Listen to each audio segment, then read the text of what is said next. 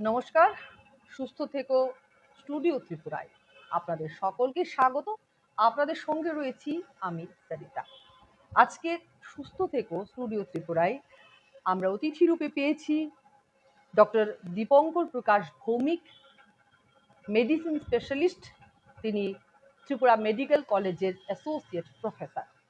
নমস্কার। আপনাকে আমাদের স্টুডিও ত্রিপুরায় অনেক স্বাগত জানাই। আমরা আজকে স্বাস্থ্য সংক্রান্ত বিভিন্ন সমস্যা নিয়ে আলোচনা করি, প্রত্যেক বৃহস্পতিবার এটা আমরা করে থাকি। আজকেও তার ব্যতিক্রম হবে না। আপনার কাছে যে প্রথম প্রশ্ন আমার থাকবে সেটা হচ্ছে, এই যে বর্ষার মরশুমে কি কি ধরনের শারীরিক সমস্যা বা রোগের প্রাদুর্ভাব আমাদের এখানে, মানে আমাদের রাজ্যে দেখতে পান? বর্ষার সময় আর্দ্রতার কারণে এবং গরম দুটোই একসাথে থাকে ত্রিপুরার মতো জায়গাগুলোতে। টেম্পারেচার তো খুব বেড়ে যাচ্ছে দিন দিন, ফলে বৃষ্টির পর দেখা যায় একটা উষ্ণতার তারতম্য ঘটে, টেম্পারেচারের তারতম্য ঘটে।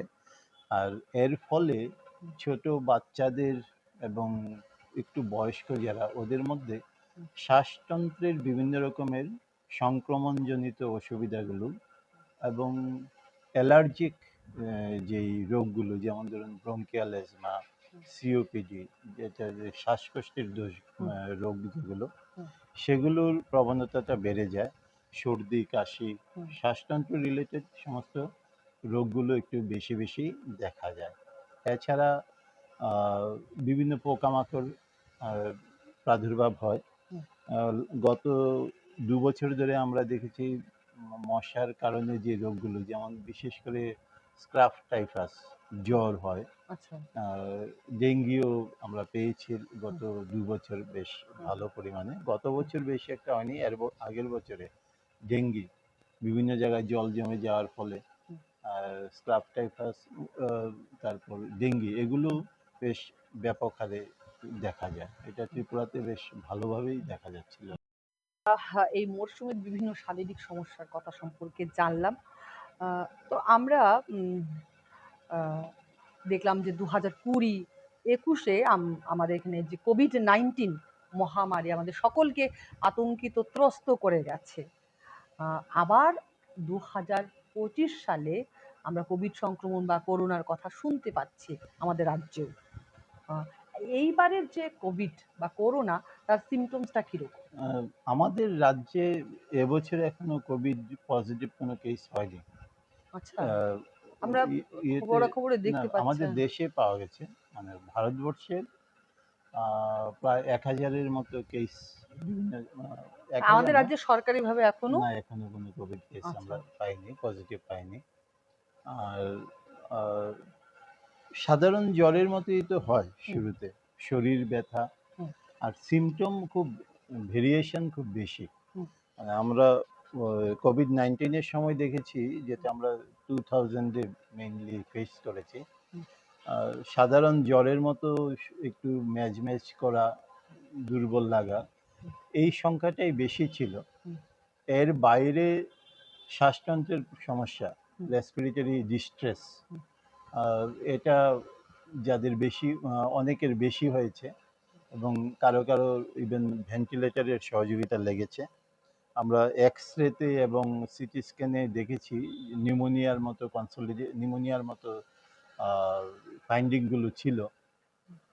কারো কারো ক্ষেত্রে অন্যরকমভাবেও লুজ মোশন, বা কারোর দেখেছি আমরা পেটের সমস্যা হচ্ছে, পেট ব্যথা হচ্ছে, শরীর ব্যথা হচ্ছে, এই ধরনের বিবিধ, মানে ভ্যারাইটি অফ ম্যানিফেস্টেশন ছিল। সেটা সববার যে কমন কিছু ছিল এমন না। তো বেশিরভাগ মানুষের ছিল সাধারণ জ্বর, ম্যাজম্যাজ করা, তেমন কোনো সমস্যাও হয়নি। 2-3 দিন ভুগেছেন, তারপর এবারের সেই কোভিডটা আগের মতো না, এইবারের তো আমরা ওইরকম ভাবে এখনো বেশি সংখ্যক কেস পাইনি। বলে এবারের কোভিডের চরিত্র এক্স্যাক্টলি কিরকম হচ্ছে বা হবে, সেটা সম্বন্ধে এখনই কিছু বলা যাবে না। দেশের বিভিন্ন প্রান্ত থেকে পজিটিভ কেসের রিপোর্টিং হচ্ছে। হুম। তো সবাই সতর্ক আছে। হুম। তো সবাই যেহেতু সতর্ক, সাথে সাথে স্বাস্থ্য পরিষেবা ব্যবস্থা যেটা পুরো দেশেই তো একটা ব্যাপক পরিবর্তন এসছে এই কোভিড-19 এর পরে। হুম। এবং কোভিডের মতো একটা মহামারীকে আমাদের যেহেতু সামলাতে হয়েছে, হুম। আমাদের অনেক মানুষকে আমরা হারিয়েছি। হুম। হুম। তারপরেও স্বাস্থ্য পরিষেবার যে হুম। পরিকাঠামোগত পরিবর্তন ভাবে হয়েছে। ফলে আমরা যেরকমভাবে অসহায় বোধ করছিলাম 2020-তে, আমার মনে হয় ঐরকম কোনো পরিস্থিতি আবার আসবে না। যদি ওই হারেও হুম। সংক্রমণ ঘটে, হুম। হুম। তাহলেও আ দেশ দেশের স্বাস্থ্য পরিষেবা, আমাদের রাজ্যের স্বাস্থ্য পরিষেবা অনেক বেশি তৈরি। সুতরাং খুব বেশি সমস্যা হবে বলে আমি মনে করি না। আশা করি আমরা, যদি আসেও এরকম হুম। কোনো ওয়েভ, হয়তো আসবেই না। হুম। কারণ হুম। জনসাধারণ অনেক বেশি সতর্ক এবং শিক্ষিত এখন এই ব্যাপারে। তো এরকম পরিস্থিতি হয়তো আসবে না। আসলেও আমার মনে হয় ওই সময় চাইতেও অনেক সাবলীলভাবে আমরা এটাকে লড়াই করতে পারবো। হ্যান্ডেল করতে পারবো। আমরা দেখি যে ভারতবর্ষের যে রোগগুলি সবচেয়ে বেশি দেখা যায় এর মধ্যে অন্যতম হচ্ছে ডায়াবেটিস বা যাকে বাংলায় অনেকে মধুমেহ বলে থাকেন। তো এই যে ডায়াবেটিস এই বেশিরভাগ কত বছর বয়সে ধরা পড়ে? আহ, সাধারণভাবে আমরা যেটা ডায়াবেটিস রুগীদেরকে দেখি, এটা হচ্ছে টাইপ 2 ডায়াবেটিস। হুম। বয়সের হিসাব যদি আমরা করি কবে থেকে শুরু হবে, হুম। এরকম কোনো বাধা ধরা নিয়ম। নির্দিষ্ট বয়স নেই যে হুম। এই বয়সের পরে হবে। তো বেশিরভাগ মানুষের দেখা যায় যে 40 বছরের পর হুম। বা 50 বছরের কাছাকাছি ওই সময়টাতে ডায়াবেটিস হয়। কিন্তু আমরা 17-18 বছরের ছেলে মেয়েদেরকেও দেখেছি টাইপ 2 ডায়াবেটিস হচ্ছে। হুম। 21 বছর, 22 বছর, 23 বছর এই বয়সের তো হয়ই। হুম। হুম। প্রেগনেন্ট লেডিদের ক্ষেত্রে আমরা দেখেছি ডায়াবেটিস হয়। হুম। সেটা অবশ্য জিডিএম, আলাদা একটা ক্যাটাগরি। হুম। যদিও ওদের আবার পরবর্তী সময়ে টাইপ 2 ডায়াবেটিস হওয়ার সম্ভাবনা অনেক বেশি থাকে। আচ্ছা। তো সুতরাং কোন বয়সে ডায়াবেটিস হুম। হবে হুম। এরকম বাঁধা ধরা কোনো বয়স নির্দিষ্ট নেই। আচ্ছা। তো যে কোনো বয়সেই হতে পারে। তো আমাদেরকে যেটা মনে রাখতে হবে যে ডায়াবেটিসের কিছু কিছু সিমটম হচ্ছে হ্যাঁ, সেটাই সেটাই। আহ, ক্ষুধা বেশি, হঠাৎ করে হুম। ক্ষুধা বেশি লাগছে, হুম। হঠাৎ করে দেখা যাবে যে জল পিপাসা বেশি হচ্ছে, জল বেশি খাচ্ছে, আচ্ছা। প্রস্রাবের পরিমাণ বেড়ে যাচ্ছে। আচ্ছা। এগুলো হচ্ছে ক্লাসিক্যাল সিমটম। আচ্ছা। তো ক্লাসিক্যাল সিমটম আগে যেরকম হয়তো বলা হতো যে প্রায় সবার ক্ষেত্রে দেখা যেত, যে আজকাল মানে সবার ক্ষেত্রে আমরা এটা পাই না। আচ্ছা। একটা দুটো হয়তো সিমটম পাই, সবগুলো পাই না। তো অনেক সময় দেখা যায় যে ওজন কমে যাচ্ছে, হুম। কোনো কারণ নেই, চেষ্টা করছে না হুম। ওজন কমাতে কিন্তু ওজন কমে যাচ্ছে। বা কোনো সময় দেখা যায় যে আহ, দুর্বল লাগছে, হুম। কোনো কারণ নেই অথচ ভীষণ পরিমাণ দুর্বল লাগছে, কোনো কাজ করতে ইচ্ছে হচ্ছে না, সাধারণ কাজ করতে গিয়ে হাঁফিয়ে পড়ছে। বা অনেক সময় দেখা যায় অহেতুক ওজন বেড়ে যাচ্ছে, বা খাওয়ার রুচি হচ্ছে না, বা শরীর ব্যথা বেদনা করছে। অনেক সময় দেখেছি আমরা একটা জ্বর জ্বর ভাব করছে অনেক দিন ধরে, হুম। কারণ খুঁজে পাওয়া যাচ্ছে না। হুম। এই যে কোনো একটা সিমটম নিয়েই হয়তো আসতে পারে। আচ্ছা। মানে যদি স্বাভাবিক অবস্থা থেকে কোনো পরিবর্তন হয়, হুম। তাহলে আমার তাহলে আমাদের উচিত চেক করিয়ে নেওয়া, আচ্ছা। সেটার কারণ খুঁজে দেখা। আচ্ছা। তো কারণ খুঁজতে গিয়ে হয়তো ডায়াবেটিস ধরা পড়তে পারে বা অন্য কোনো কারণও বের হয়ে যেতে পারে। আচ্ছা, তো আপনারা ডায়াবেটিসের কিভাবে চিকিৎসা করে থাকেন? সেটা তো আহ, দুই বেশি। ধরনের আমরা যদি ইয়ে করে বলি, একটা হচ্ছে ইনসুলিন, হুম। আরেকটা হচ্ছে ট্যাবলেট। হুম। তো ইনসুলিনকে আলাদা করলাম, বললাম এই কারণে যে ইনসুলিন এখন অবধি ইনজেকশনের মাধ্যমে ইনসুলিন দেওয়া হয়। আচ্ছা। তো ওরাল ফর্ম হুম। বা নেজাল ফর্ম, অন্যান্য ফর্মগুলো নিয়ে কাজ হচ্ছে। ওরাল হুম। ফর্ম হয়তো আমরা পাবো। হুম। তো তখন আবার এই দুই ভাগে বলা যাবে না। আচ্ছা। তো যাই হোক, ইনসুলিন হচ্ছে একটা প্রধান। আচ্ছা। অরাল ফর্মে কি এখনো এই ইনসুলিন নেওয়ার? না, এই মুহূর্তে নেই, হ্যাঁ, এই মুহূর্তে নেই, কিন্তু আসবে আগামী এটা, দিনে। আচ্ছা, আসবে। আচ্ছা। তো আর হচ্ছে ট্যাবলেট, বিভিন্ন ট্যাবলেট। হুম, অ্যাকচুয়ালি ডায়াবেটিস হচ্ছে, হয় ইনসুলিন কম উৎপাদন হচ্ছে শরীরে, হুম, উম, সাথে হুম, থাকবে যে মানে হয় না, হুম, ইনসুলিন কম উৎপাদন হচ্ছে, যেটা প্রয়োজন, যতটুকু প্রয়োজন ততখানি ইনসুলিন তৈরি হচ্ছে না। হুম, সাথে ইনসুলিন যেটা আমাদের শরীর তৈরি করছে হুম, সেটা ঠিকমতো কাজ করতে পারছে না, হুম, সেটাকে বলা হয় ইনসুলিন রেজিস্ট্যান্স। হুম, তো ডেফিসিয়েন্সি অফ ইনসুলিন প্রোডাকশন বা ফেলিউর ইন প্রোডাকশন, আর হচ্ছে সাথে ইনসুলিন রেজিস্ট্যান্স, এই দুটো হচ্ছে মেইন মেকানিজম। হুম, তো ইনসুলিন রেজিস্ট্যান্সটাকে দূর করার জন্য আমাদের শারীরিক কিছু জীবনযাত্রাতে কিছু পরিবর্তন আনতে হবে, সেটা করতে হবে। খাওয়া দাওয়ায় একটা পরিমিত বোধ রাখতে হবে।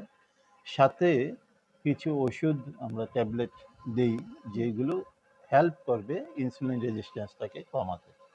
তো একটা ইনসুলিন হ্যাঁ, রেজিস্ট্যান্সটাকে কমিয়ে যদি হুম, আমরা ইনসুলিনের কাজটাকে ভালো করতে পারি, হুম, সেটা দিয়ে যদি সুগার নিয়ন্ত্রণ। কন্ট্রোল হয়, তাহলে তো ঠিক আছে।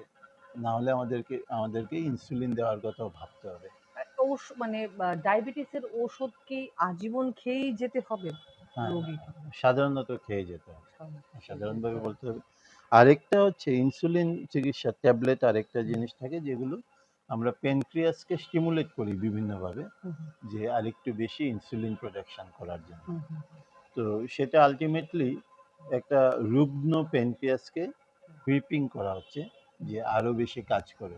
হুম, তো সে এই কারণে আমি এই প্রসঙ্গটা আনলাম, যে বেশিরভাগ সময় দেখা যায় মানুষের ধারণা হচ্ছে ইনসুলিন লাস্ট ইউজ করতে হবে, হ্যাঁ, কিন্তু আমাদের একটা বক্তব্য ভীতি হচ্ছে একটা কাজ করে। ভীতি কাজ করে, ভীতি কাজ করে, প্লাস ধারণাটাও এরকম যে ইনসুলিন হচ্ছে সবার শেষে।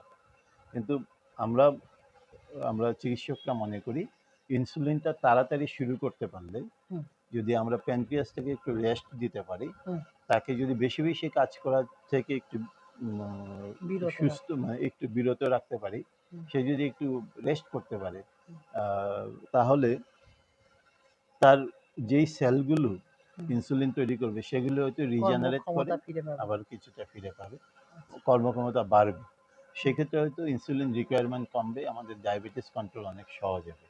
আর যদি অপেক্ষা করতে করতে যখন আর ইনসুলিন প্রোডাকশনের ক্ষমতাই নেই, হুম, সেলগুলো সব নষ্ট হয়ে গেছে, তখন আমরা ইনসুলিন দিই, তখন কি হবে, আমরা পুরোপুরি ইনসুলিন নির্ভর থাকবো। সে আচ্ছা, কারণে ইনসুলিনটাকে আগে থেকে শুরু করতে হবে, আর আচ্ছা, এটাকে ভয় পেলে হবে না। আচ্ছা। ডায়াবেটিসের পর আমরা আরেকটা জিনিস প্রায়ই শুনি যে লিভারে ফ্যাট বা চর্বি ইত্যাদি জমেছে।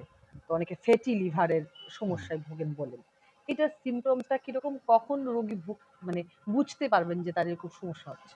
সাধারণত আহ, ইয়ে থেকে, হুম, ফ্যাটি লিভার থেকে কোনো সিমটম হবে না, আচ্ছা। তেমন বেশি কিছু সিমটম হয় না। তাহলে কি করণীয়? আহ, যাদের শরীরে মেদ বেশি থাকে, হুম, যাদের ডায়াবেটিস আছে, হুম, যারা কায়িক পরিশ্রম কম করেন, হুম, এগুলো সব যখন থাকবে কারোর হুম, মধ্যে, তখন আস্তে আস্তে লিভারের মধ্যে ফ্যাট জমতে থাকে। হুম, তো সামান্য পরিমাণ ফ্যাট যখন জমবে কিছুই টের পাবে না।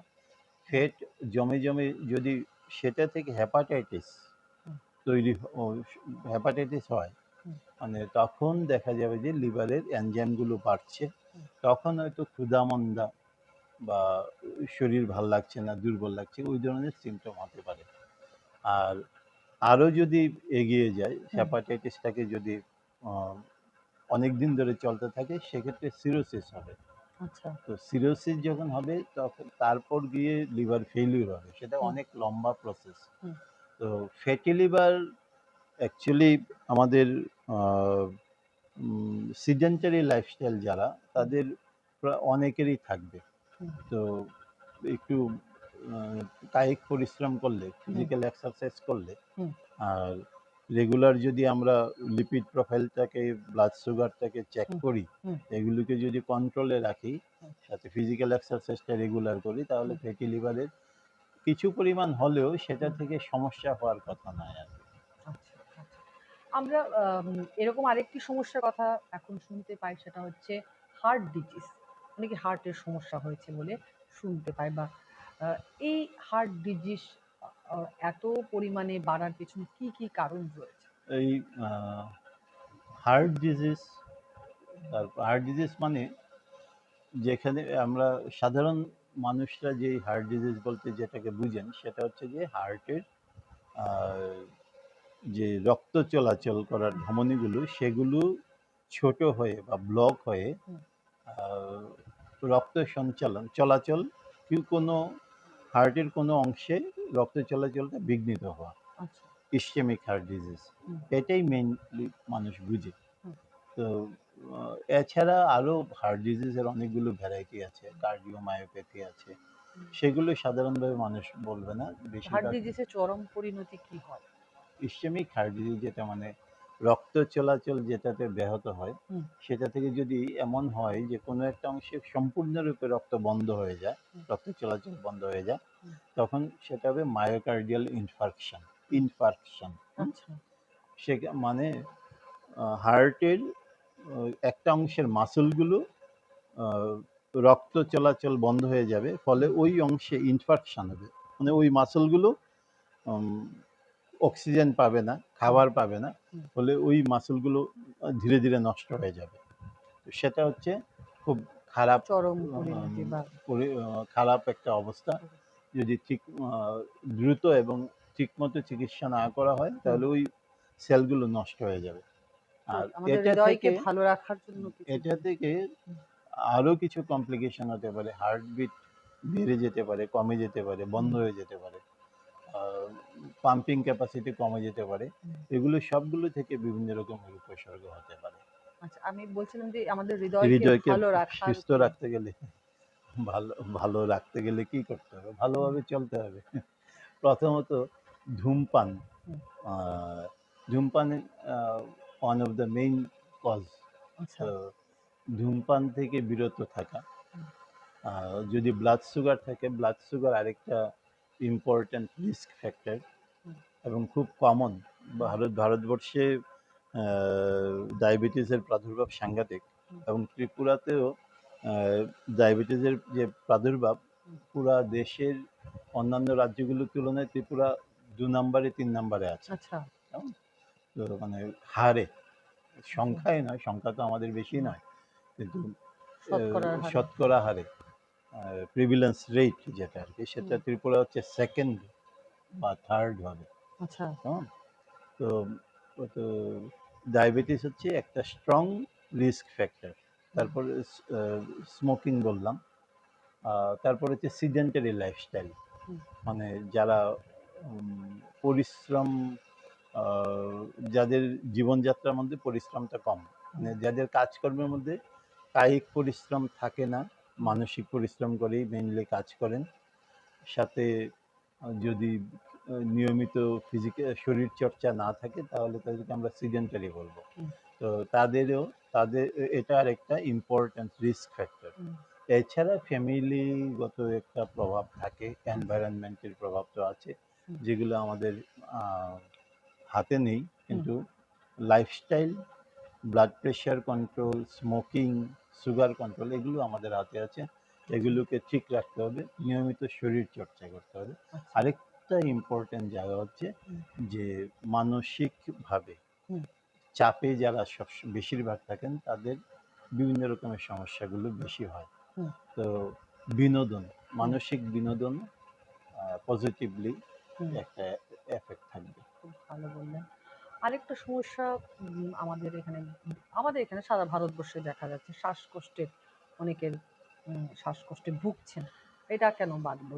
এটারও কি শ্বাসকষ্টের প্রবণতা যেটা, আহ, এটার জন্য আমাদের এনভায়রনমেন্ট পলিউশন হয়তো একটা বিশেষভাবে দায়ী। হুম, স্মোকিং হ্যাবিট হুম, আরেকটা, হুম, হুম, সেটা প্যাসিভ স্মোকিং হোক, অ্যাক্টিভ স্মোকিং হোক। হুম, অ্যাক্টিভ স্মোকিংয়ের সাথে সাথে প্যাসিভ স্মোকিং, যারা যারা মানে এক্সপোজার পাচ্ছেন, অন্য কেউ সিগারেট খাচ্ছেন বা বিড়ি খাচ্ছেন, তো তারাও অ্যাকচুয়ালি এর কুফলটা পাচ্ছেন। হুম, তো এই দুটো কারণ খুব বেশি দায়ী। তারপর শরীরচর্চার অভাব, বিশেষ করে বাচ্চাদের ওরা খুব বেশি মাঠে গিয়ে খেলাধুলা করতে চায় না, হুম। বেশিরভাগই ঘরে বসে টিভিতে মোবাইল গেম খুব করে, addiction। মোবাইল এডিকশন ফলে হুম, ওরা মানে ঘরেই সীমাবদ্ধ হুম। থাকছে। ইভেন বন্ধু বান্ধব পরিমল পরিমণ্ডল যেটা যেটা পরিমণ্ডল যেটা সেটাও ঘরে বসে সীমিত বসেই হয়ে হচ্ছে। তো ফলে ওদের যে লাং ক্যাপাসিটি বিল্ডিং, হুম। রেজিস্ট্যান্স বিল্ডিং এগুলি কিছুটা তো কম্প্রোমাইজ হচ্ছে। তাহলে মানে এই আপনি যেগুলি বললেন সেগুলি থেকে বিরত থাকলেই মানে আমাদের হুম, শ্বাসকষ্ট। সামাজিক জীবনযাপনটা বজায় রাখা দরকার, শরীর চর্চা করা দরকার। ধূমপান এবং মদ্যপান, আরেকটা মদ্যপান আপনার ফ্যাটি লিভারের জন্য দায়ী, হুম, হার্ট ডিজিজের জন্য দায়ী। এগুলো থেকে পরিমিতি বোধটা আমাদের জানতে হবে, কতটুকু করা, মানে নিজেদেরকে একটা নিয়ন্ত্রণের মধ্যে রাখা ও নিয়মিত শরীর চর্চা করা, এগুলো যদি আমরা ঠিকঠাক মতো করি হুম। তাহলে আসলে আমরা অনেক রোগ থেকে নিজেকে নিজেদেরকে বাঁচিয়ে রাখতে পারবো। আরেকটা সমস্যা যেটা আহ, মহিলারা একটা বয়সের পর থেকেই তারা বিভিন্ন রকম জয়েন্ট পেইনে ভোগে। এইটা মহিলাদেরই এটা অ্যাকচুয়ালি ক্ষেত্রে কেন এত না না, বেশি হল? এটা হচ্ছে পুরুষদেরও হয়, হুম। মহিলাদের হয়। পুরুষদের একটু বেশি বয়স হয়, হ্যাঁ, মহিলাদের একটু তাড়াতাড়ি হয় আপনার সেটা। 30 খুব সম্ভবত এটা না, শুরু হয়ে। সেটা মহিলাদের বেশি হয় আপনার মেনোপজের পর, মানে আচ্ছা। 45 বছরের কাজ, অ্যারাউন্ড 45 ইয়ার্স মেনোপজ হয়, মানে মাসিক বন্ধ হয়। হুম, হুম, ওই সময়টাতে একটা দ্রুত বিভিন্ন হরমোনের মাত্রার পরিবর্তন হয় হুম, মহিলাদের শরীরে। তখন তাদের আহ, হাড়গুলো উম, নরম হতে শুরু করে, হুম, জয়েন্টগুলোতে কিছু ডিপোজিশন হতে হতে শুরু করে, এগুলো অস্টিও আর্থ্রাইটিস হয়, যেটা মানে সাধারণভাবে মানুষ যেটাকে আর্থ্রাইটিস আর্থ্রাইটিস বলে, হাঁটুর সমস্যা, হুম, সেটাই হুম, সবচেয়ে বেশি দেখা যায়। একটু বয়স হলে মহিলাদের হয়। হুম। আহ, পুরুষদের মহিলাদের থেকে 10-15 বছর পরে হয়। তো ওই কারণ মহিলাদের জন্য আপনি কি বলবেন? আহ, হ্যাঁ, প্রথমত হচ্ছে প্রেগন্যান্সি এবং পোস্ট প্রেগন্যান্সি আফটার ডেলিভারি, হুম, ওই সময়টাতে ক্যালসিয়াম সাপ্লিমেন্টেশন সাফিসিয়েন্ট হতে হুম, হবে। বলা হয় যে যতদিন বেবি ব্রেস্ট ফিডিং নেবে হুম, ততদিন ক্যালসিয়াম ভিটামিন ডি সাপ্লিমেন্টেশন করা হুম, দরকার। হুম, হুম, ওই সময়টাতে ক্যালসিয়ামের খুব বেশি চাহিদা থাকে, ওই সময় যদি ক্যালসিয়াম প্রপারলি না নেয়, হুম। সাপ্লিমেন্টেশন না হয়, তাহলে তাদের অস্টিওপোরোসিস হওয়ার সম্ভাবনা অনেক বেড়ে যায়। আর সেটা তারপর পরবর্তী সময় যখন বয়স বাড়ছে তখন ক্যালসিয়ামের মাত্রা ঠিক রাখা, ভিটামিন ডির মাত্রা ঠিক রাখা, এগুলো খুব দরকার। সাথে হচ্ছে প্রোটিন জাতীয় খাবার পর্যাপ্ত পরিমাণে খেতে হবে। আমাদের জয়েন্টগুলোতে যে কার্টিলেজগুলো থাকে সেগুলো ক্ষয় হতে থাকে, তো ফলে স্মুথনেস, জয়েন্টের স্মুথনেস সেটা বয়সের সাথে সাথে কমতে থাকে। সেটা পুরুষদের ক্ষেত্রে সত্যি, মহিলাদের ক্ষেত্রে সত্যি। ফলে ক্যালসিয়াম, ভিটামিন ডি3 আর প্রোটিন সাপ্লিমেন্টেশন হচ্ছে খুব জরুরি প্রপারলি। অসংখ্য ধন্যবাদ ডাক্তারবাবু আপনাকে। আমাদের আজকের মানে সুস্থ থেকো স্টুডিও টুকুর আমরা এখানে শেষ করলাম। আজকের আলোচনায় আপনারা নিশ্চিতভাবে উপকৃত হবেন। নমস্কার। নমস্কার।